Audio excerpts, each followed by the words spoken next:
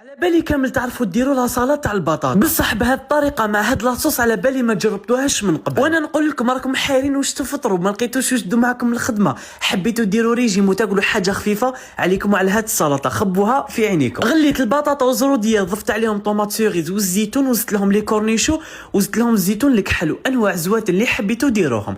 زدت لها الطون والباتي فومي. شوفوا نتوما السلطه هذه واش كان عندكم ديروا. زدت الخيار والبنه تاع هاد السلطه، البصل، وزيدوا له المعدنوس. وسلطه كيما هذه لازم لها فخوماج يكون بنين. استعملت هاد الجوده من عند لو فيرمي، حاجه ناتورال و 100% طبيعي وبزاف بنين.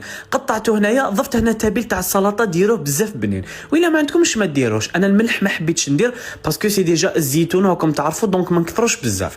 لاصوص تاعنا عندي علبه فخوماج طبيعي، انا تحبوا ديروا زيت زيتون، زيت عادي يبقى اختياري. زدت عليها تابل السلطه، زدت عليها زوج سنينات تاع الثوم، عندي عصره تاع القرص، غرفه تاع المايونيز، واخيرا شويه تاع الحشيش. وهذه هي لاصوص تاعنا، تجيكم خاطره وبنينه وتعطي لكم واحد الكو بزاف هايل في هاد لاصالاد. هنا كيما راكم تشوفوا بعد ما خلطتها، واش نحكي لكم على البنه، جربوها وبعثوا لي كامل التطبيقات تاعكم باسكو على بالي راح تعجبكم وما تندموش عليها. سلام.